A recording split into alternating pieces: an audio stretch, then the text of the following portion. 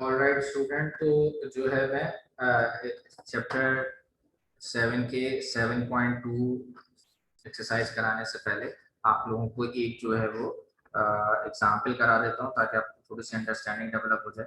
For example, exponential growth process है population का, और बताया हुआ है कि पॉपुलेशन जो है वो एक्सपोनेंशियली ग्रो कर रही है। ठीक है, तो मैंने अभी आपको बताया कि एक्सपोनेंशियल ग्रो हो तो फिर हम कौन सा फॉर्मूला यूज करेंगे। v is equals to v naught e की पावर kt प्लस का kt। और अगर डिक्लाइन फंक्शन होगा तो हम क्या करेंगे, यहाँ माइनस लगा देंगे इससे पहले। ठीक है, अच्छा, इसके अलावा हमने जो अंडरस्टैंडिंग डेवलप करनी है वो क्या है। देखिए यहाँ इसने कुछ वैल्यूज दी हुई है। इनिशियली पॉपुलेशन 1970 में 100 मिलियन थी। ठीक है, 4% से जो है वो it has been growing since that time exponentially at a constant rate of 4%। हर गुजरते हुए महीने जो है 4%, हर गुजरते हुए साल 4% से ये इंक्रीज हो रही है। ठीक है, कंटिन्यूअस इंक्रीमेंट है। The function which estimate that the size of the population is, ठीक है, तो अब हमें इसके अंदर जो है वो फ्यूचर में उसने पूछा है कि इन 1995, ठीक है, the project population for 1995 at the same rate is founded evaluating t।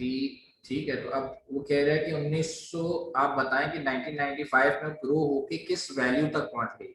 यानी कि वो इसमें जो ये पूछ रहा है, वो ये कह रहा है कि 1970 में जो है वो पॉपुलेशन थी आपकी 100 मिलियन, तो 1975, यानी कि मैं यहाँ लिख रहा हूँ 1970 1970 में 100 मिलियन थी, 1970 में 100 थी,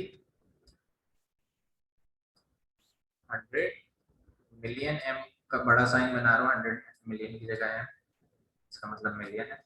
1995 में ग्रो होके कहाँ तक पहुंच रही है, 1995 में कहाँ तक पहुंच रही है, तो कितने साल, कंटिन्यूस ग्रोथ तो पूछ रहा है, लेकिन ये बताएं कि कितने साल के बाद की पूछ रहा है। तो टाइम कितना गुजर गया 1970 से 1995, तो टी की वैल्यू ताकि हमें पता चल जाए टी की वैल्यू। तो देखें 70 से 1995, 80 10 90 10 20 हो गए, और 5 95, 25 ईयर्स दिए हुए इसमें, 25 ईयर्स।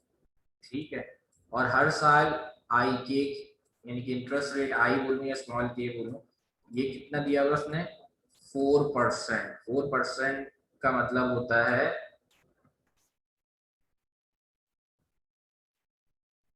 4% का मतलब होता है स्टूडेंट्स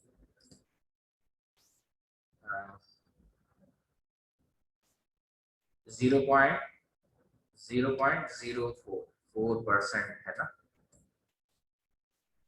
4% डिवाइड बाई 100 इज 0.004।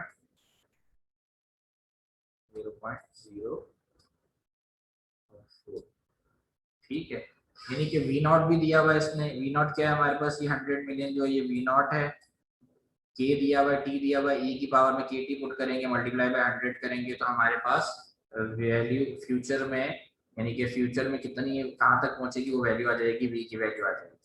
तो वी इज इक्वल टू, हम क्या करेंगे, ई की पावर वी नॉट यानी कि 100 मिलियन, 100 मिलियन की जगह 6 जीरो लगा दीजिएगा 100 के आगे। ठीक है, मैं यहाँ डायरेक्ट एम लिख रहा हूँ फिलहाल। और ई की पावर 0.04 टी, टी की जगह, सॉरी टी की जगह 25, अब टी की जगह टी नहीं लिखना ना, अब टी की जगह 25। ठीक है, ये समझ जाए, यहाँ 25 लिखना होगा, ये 2 और ये 5 और ये मल्टीप्लाई का साइन। ठीक है, ये मल्टीप्लाई है। और मैं इस चीज को आपको कैलकुलेट करके जो है कैलकुलेटर से दिखाता हूँ, तो वैल्यू मशीन ताकि पता चल जाए क्या आ रही है। ठीक है, ये हमारे पास देखें कैलकुलेटर हो गया, डायरेक्ट हम आंसर निकाल देंगे। 100 मिलियन, पहले ई की पावर 0.04, टाइम्स ऑफ 25। तो पहले 0.04 को मल्टीप्लाई करो 25 से, जो पावर में है, फिर उसका ई ले लेना। तो 0.04 मल्टीप्लाई बाई 25, जो आंसर आया इत्तेफाक से 0.04 मल्टीप्लाई बाई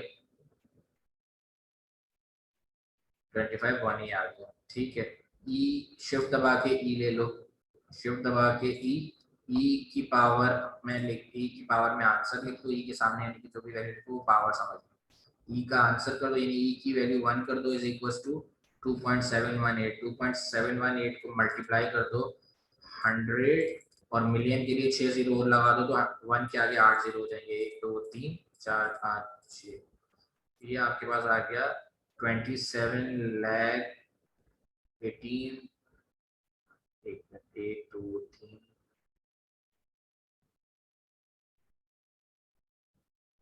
27 करोड़ हो गया, बल्कि 27 करोड़ 18 लाख 28,182, 27 करोड़ तक चला गया। ठीक है, तो ये वैल्यू ऑफ मशीन। ठीक है, इन टर्म्स ऑफ मिलियन लिखना है, मिलियन लिखना है तो यहाँ से जहाँ पे भी पॉइंट लगा हुआ है इसके पीछे 3 जीरो, या अगर 100 जो वैल्यू आई थी उसको डायरेक्ट मल्टीप्लाई कर देते हैं 100 से, जो भी आता वो इन टर्म्स ऑफ मिलियन ही आता। अगर आपको इन टर्म्स ऑफ मिलियन लिखना है, दूसरा तरीका ये होता है कि आपने यहाँ मिलियन की वैल्यू पुट करके इसको सॉल्व कर लिया, तो जो आंसर आया उसमें 6 डिजिट पीछे ले आए डेसिमल को, तो 1 2 3 4 5 6, ये हो जाएगा 271.82 या 83, 271.82 या 83 मिलियन। वैल्यू मशीन क्या आ रही है, इज इक्वल टू 271.828, या राउंड ऑफ करेंगे तो 828 की जगह 8 को अगर इधर राउंड ऑफ कर लें 83 कर दें, 828 million, million M double I O.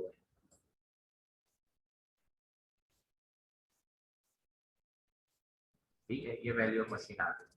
ठीक है, तो ये पूछी जा सकती है। अच्छा, ये भी पूछा जा सकता है कि कितने साल लगेंगे, टाइम टी पूछा जा सकता है, वैल्यू ऑफ मशीन उससे डबल हो जाए पहले से। ठीक है, सॉरी, पॉपुलेशन उसकी पहले वाली पॉपुलेशन के डबल हो जाए। अगर इस तरह का सवाल पूछा जाए कि डबल हो जाए, तो डबल का मतलब है 100 का मतलब है 200 हो जाए, ये तो 271 हो गई, तो कितने साल कितना टाइम चाहिए, how much time is required, जो पॉपुलेशन है वो डबल हो जाए। ठीक है, तो एक तो ये आ गया। अब ये दूसरे पार्ट के लिए मैं दोबारा आपको कर रहा हूँ, पॉपुलेशन डबल होने की सूरत में आप क्या करेंगे, इसी फॉर्मूले को यूज करेंगे, और आपसे अगर एक पार्ट ऐसा पूछा जाए कि अगर पॉपुलेशन डबल हो जाए या कुछ स्पेसिफिक परसेंटेज हो जाए, तो मैं एक ही क्वेश्चन भरपूर करा रहा हूँ ताकि आपको समझ आ जाए, तो फिर मैं जो आपको क्वेश्चन कहूँगा आप आराम से कर सकें। फॉर एग्जाम्पल आपसे ये कह देगा कि जो है वो आपकी वैल्यू डबल हो गई, उस सूरत में ये देखें, ये सारी चीजें मैं डाला, टी, अब टी अननोन कर रहे हैं हम, टी पूछ पता नहीं है आपको, टी मालूम। ठीक है, और ये पता है आपको कि वैल्यू, फ्यूचर वैल्यू डबल हो जाएगा, मतलब क्या है कि अगर 100 मिलियन है तो वो 200 मिलियन हो जाए।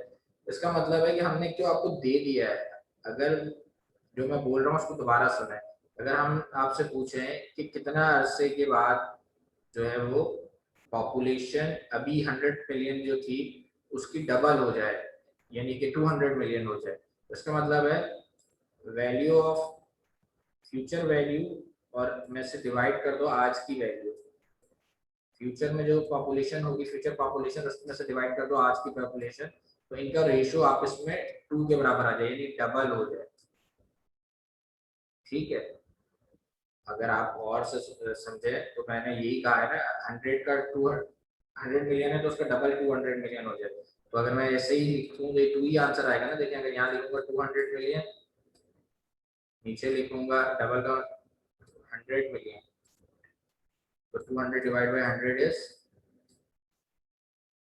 2, यानी आज 100 मिलियन है और फ्यूचर में 200 मिलियन हो जाए तो 100 टू जा 200 तो वैल्यू 2 ही आएगा। एक्चुअली इसका मतलब है कि आपको ये समझना चाहिए कि नया फॉर्मूला नहीं, इसी फॉर्मूले का मैंने v upon V naught ratio दे दिया आपको कि v अपॉन वी नॉट अगर 2 हो जाए तो कितने साल लगेंगे, और हर साल जो है 4% से बढ़ रहा है ये भी पता है, k की वैल्यू भी पता है आपको, k की वैल्यू आपको पता है 0.04 यानी कि 4%। फाइंड क्या करना है इस केस में, t फाइंड करना है t। तो हम क्या करेंगे, V naught upon V naught, इधर वी नॉट यहाँ मल्टीप्लाई हो रहा था इसी फॉर्मूले को लिखेंगे, तो वी नॉट यहाँ मल्टीप्लाई होता है उधर ले जाएंगे डिवाइड, और v अपॉन वी नॉट की जगह लिख देंगे 2।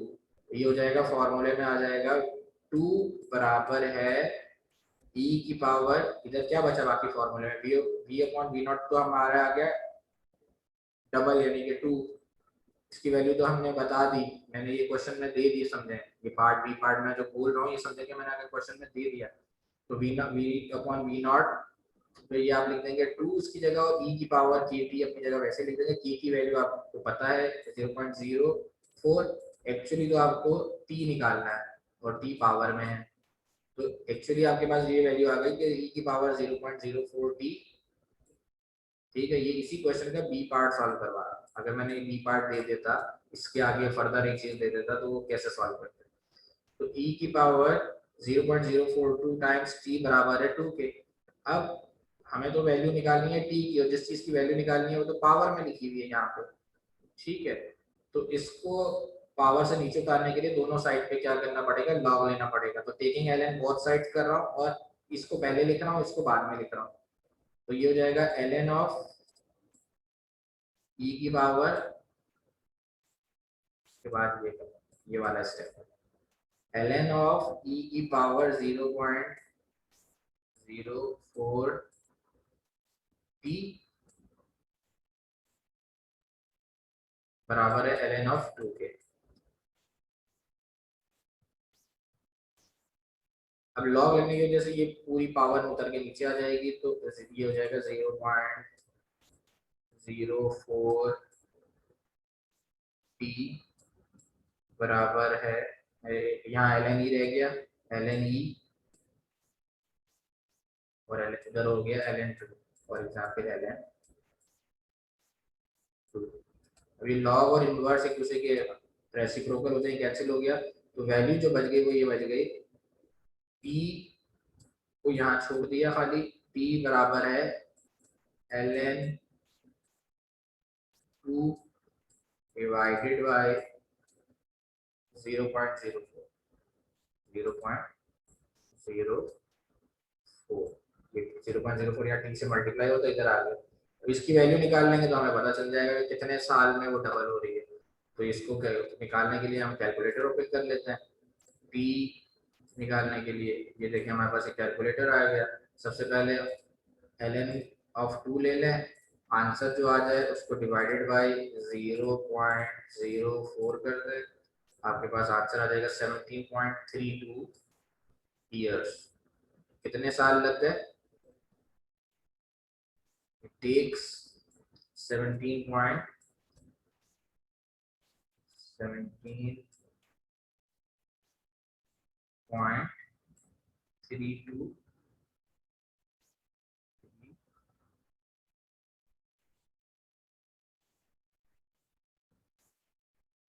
17.32 years।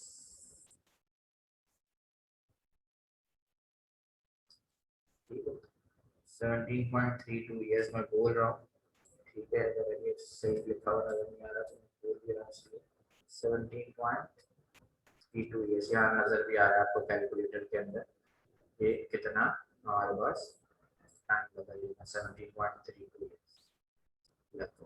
और वैसे ही देखें जो है वो 25 ईयर्स के बाद जो हमने रिजल्ट निकाला था उसमें 271 पॉइंट यानी कि 100 का 271 मिलियन हो रहा था, तो 200 मिलियन में जो है वो 8 साल उससे भी कम लगे, यानी कि पहले के मुकाबले में जो 25 साल में तो 271 मिलियन तक पहुंच गई थी ना, तकरीबन 1.7 टाइम्स पहुंच रही थी, अभी तो दुगुन यानी कि दुगने से भी 0.7 टाइम ज्यादा हो रहा था उसका।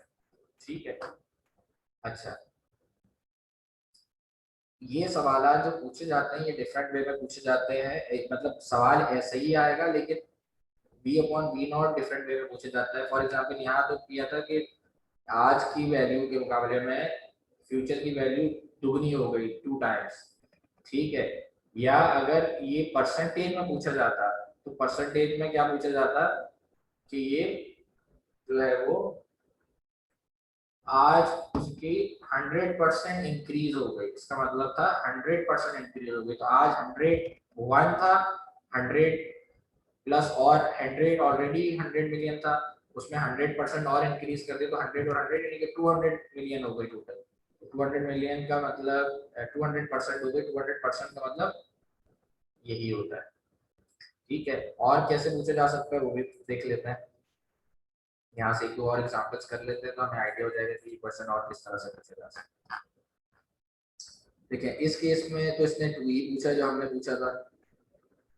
ठीक है, और उसने इसकी वैल्यू भी कैलकुलेट कर ली और ये वही आ रही है जो हमने कैलकुलेट की थी 17.25 ठीक है, इस केस में वो क्या पूछ रहा है, व्हाट इज इंक्रीज बाय 50%। अगर इसी केस में जो हमारा वाला केस था इसमें इंक्रीज बाय 50% अगर वो पूछ लेता, 50% इंक्रीज बोल रहा है तो ऑलरेडी जो है वो 100 मिलियन तो ऑलरेडी है, यानी कि 50% को थोड़ी देर समझिएगा। ऑलरेडी अभी वी ये वाले केस को अगर ये 50% पूछ लेता हमारे इसी केस को ट्वाइस यानी दुगना ना पूछता, परसेंट की फॉर्म में पूछ लेता 50%, तो 50% को टाइम्स के अगर हम कन्वर्ट करें तो क्या बनता है देखें। अब already V upon V naught, V upon V naught 100% का मतलब है यानी कि वी नॉट और वी आपस में बराबर है। देखो यहाँ पे भी 100 लिखूंगा, 100 million divided by 100 million same है। अगर सेम है, इंक्रीज नहीं हुआ, सेम है 100, तो ये क्या होता है ऑलरेडी ये 1 के बराबर है 100% यानी कि 100%। जो जो आज ही की बात हो रही है और आज जो है और आज के हिसाब से आज ही की तारीख में 100 है और फ्यूचर तक अभी फ्यूचर की बात नहीं हो रही, आज ही की तारीख रिस्पेक्ट से आज ही की बात कर रहा हूँ। तो आज भी 100 मिलियन पॉपुलेशन थी, कल भी 100 मिलियन, आज ही की तारीख के अंदर 100 मिलियन ही है, तो अभी फ्यूचर वैल्यू नई आई नहीं है। तो ये ऑलरेडी 100/100 1 होता है। ठीक है, ये ऑलरेडी 1 होता है, 100% का मतलब ऑलरेडी वही वैल्यू है। अब ये कह रहा है जो ऑलरेडी है 100 मिलियन उसमें उसका 50% इंक्रीज हो गया, उसका 50% इंक्रीज हो गया, यानी कि 100 का 50% होता है 150 मिलियन हो गई। ठीक है, 3 तरीके हैं इस 1% की फॉर्म में अगर दिया उसको समझने के लिए आसानी हो जाती है ताकि बाद में आपको कंफ्यूजन ना हो। अगर कहा जाए 50% इंक्रीज हो गया तो जो ऑलरेडी था उसका 50%, ऑलरेडी क्या था 100 मिलियन, 100 मिलियन का 50%, तो उसका मल्टीप्लाई बाय 50 डिवाइड बाय 100 करके निकालना। तो अभी 100 बिल्कुल राउंड फिगर था तो एग्जैक्टली 50% उसका बना 50 मिलियन।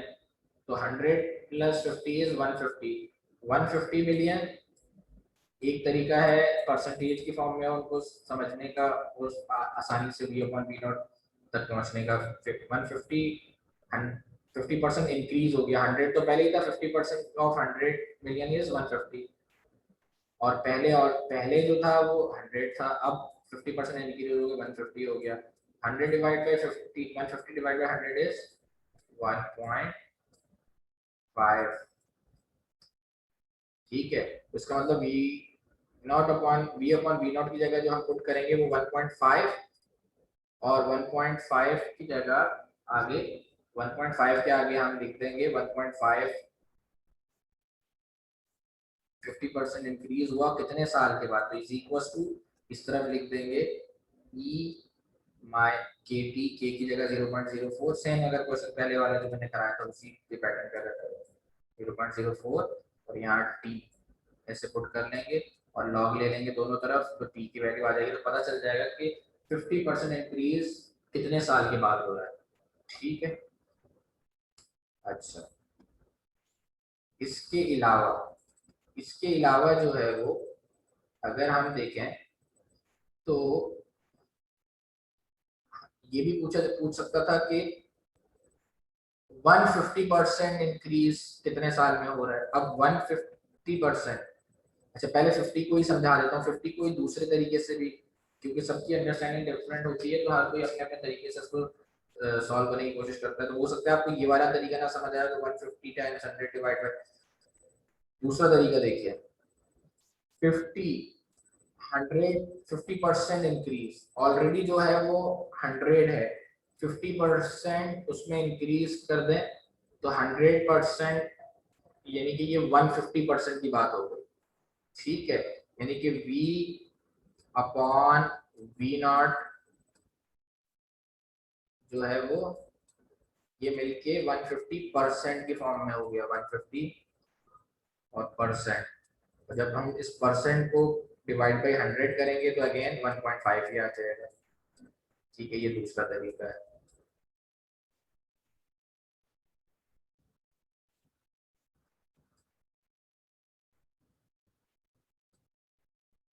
ठीक है,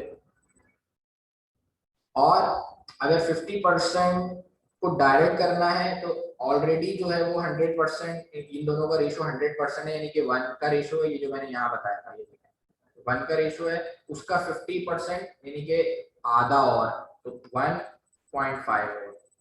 50% को डायरेक्ट भी आप ऐसे लिख सकते हैं। अब जब मैं 150 का कराऊंगा ना तो थोड़ी सी समझने की कोशिश कीजिएगा। अब ये क्वेश्चन में ये नहीं होता, अगर इसकी जगह क्वेश्चन दिया होता 150%, तो हम कैसे करते इसी सवाल को। ठीक है, अब देखें, वो अगर 150% हमें दिया होता, 150%, तो ट्वाइस और थ्राइस दिया, वो तो v naught upon v naught is equal to direct 2 या 3 लिख सकते हैं, लेकिन जब हमें परसेंट की फॉर्म में दिया, अब 150% दिया, बढ़ के 150 में पहुंच नहीं गया, इंक्रीमेंट जो है वो 150% हो गया, इंक्रीज बाय 150। ठीक है, पहले जो भी वैल्यू थी उसका 150% बन गया, बढ़ गया। ठीक है, तो अब इसको कैसे समझेंगे, जरा समझिएगा, 150 इंक्रीज बाय 150 को,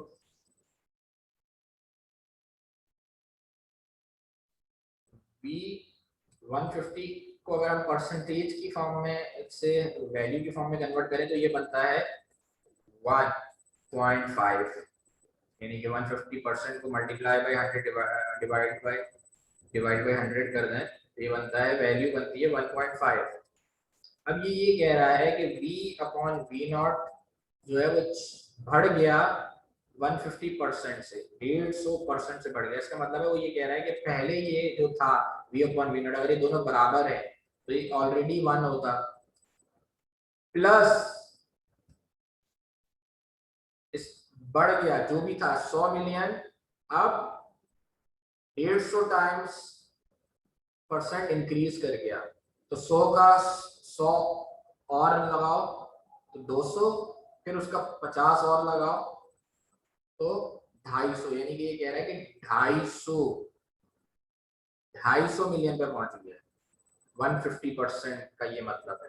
यानी कि अगर हम इसको नंबर्स की फॉर्म में देखें तो ये कह रहा है कि अगर ये और ये अगर सेम थे, 100 और डिवाइड बाय 100, ये अगर 1 था पहले, तो ये 150% बढ़ने का मतलब है ऑलरेडी जो था उसमें 1.5 टाइम्स बढ़ गया, तो पहले था 1, अब 1.5 टाइम्स और बढ़ गया, तो इनका रेशियो आपस में क्या हो गया, बढ़ के, ये तो पहले से था 100 मिलियन और इतना से बढ़ गया, बढ़ने का मतलब है प्लस दिस, 1 पे तो पहले से था, प्लस दिस, तो 100 प्लस उसका 100 नहीं, उसका 150, तो 100 प्लस 1.5, यानी कि 1 प्लस 1.5, तो एक्चुअली ये रेशियो बन गया, वो क्या बन गया, v अपॉन वी नॉट बराबर है, दुगना भी नहीं हो गया, ट्वाइस भी नहीं हो गया, 2.5 टाइम्स हो गया, 1 प्लस 1.5 इज 2.5। अब इसको इस तरह से 2.5, तो आप 2.5 times of E minus, sorry minus भी नहीं, प्लस कर दीजिए, 0.0, 0.0 आएगा, 0.04 टाइम्स टी। इसको सॉल्व कर लेंगे तो आपके पास इस सूरत में इस क्वेश्चन का भी आंसर आ जाएगा। ठीक है, तो ये एग्जाम्पल नंबर 10 देख लीजिएगा, इंपॉर्टेंट है with respect to exam point of view. ठीक है, और उसके बाद ये जो फर्स्ट 5 क्वेश्चंस हैं ये बहुत इंपॉर्टेंट है, तो इस फर्स्ट 5 में से कम 3 तो बहुत ज्यादा इंपॉर्टेंट जरूर सॉल्व कीजिएगा, 1, 3 और 5, क्योंकि ये ऑड क्वेश्चन है, इसके आंसर भी आप क्रॉस चेक कर सकते हैं। तो 1, 3, 5 ये तो मस्ट कीजिएगा। ठीक है, एग्जाम पॉइंट ऑफ व्यू से 7.2 में ये 5 क्वेश्चन बहुत इंपॉर्टेंट है। बाकी इसके बाद वाले आप प्रैक्टिस करना चाहें, रिपीट टेलीकास्ट हो रहा है, डिक्लाइन वालों में नेगेटिव आ जाएगा, कॉन्सेप्ट यही है। अगर आप 5 ये कर लेते हैं ईमानदारी से, तो आपका जो है वो इसका कंटेंट कंप्लीट निकल आएगा आपका, यानी कि एग्जाम में से अगर इस तरह का कोई क्वेश्चन आए तो वो आप आराम से कर सकते हैं। देखिए इसी तरह से यही चीजें पूछी हुई, मैं थोड़ा सा इनको रीड कर देता हूँ। इन्वेस्टमेंट थी 2 मिलियन की, 8% पर ईयर से बढ़ रही थी। ये देखिए यहाँ से आपको पता चलेगा ये बी अपॉन बी नॉट, ये कंपाउंडेड कंटिन्यूअसली है, तो आपने फॉर्मूला कौन सा लगाना है, ये जो अभी बताया, कौन सा, वी कंपाउंडेड कंटिन्यूअसली जब लिखा हुआ नजर आए, ये देखिए कंपाउंडेड कंटिन्यूअसली, तो इसका मतलब है कौन सा फॉर्मूला यूज होगा, एक्सपोनेंशियल वाला, v is equal to V naught e की पावर के टी। और अगर कंपाउंडेड कंटिन्यूअसली तो हो रहा है, लेकिन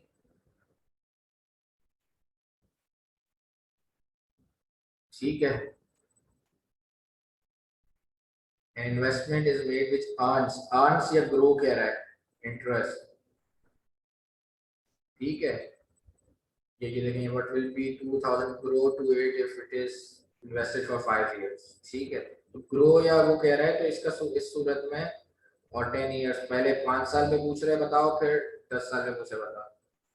ठीक है, पहले तो इसने पूछा था exponential function, determine the exponential function which states that compound amount as a function of years of investment T के रिस्पेक्ट से।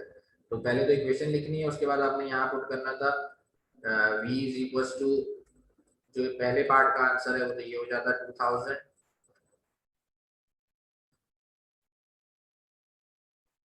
e की पावर 0.08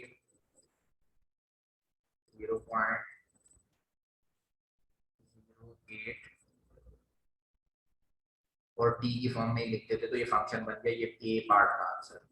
फिर बी पार्ट में 2 दफा पूछ रहे हैं, एक दफा पूछ रहे हैं 5 पुट कर दो, तो यहाँ टी की जगह 5 पुट कर दीजिएगा, सॉल्व कर लीजिएगा। फिर उसके बाद कह रहे हैं 10, तो एक दफा बी पार्ट में, दूसरी पार्ट में, बी पार्ट के दूसरे पार्ट में जो टी की जगह 10 पुट कर दीजिएगा, तो जो है वो ग्रो होकर पता चल जाएगा कि 2 लाख की इन्वेस्टमेंट जो है वो 10 साल के बाद और 5 साल के बाद ग्रो होकर कितनी हो गई, तो वैल्यू।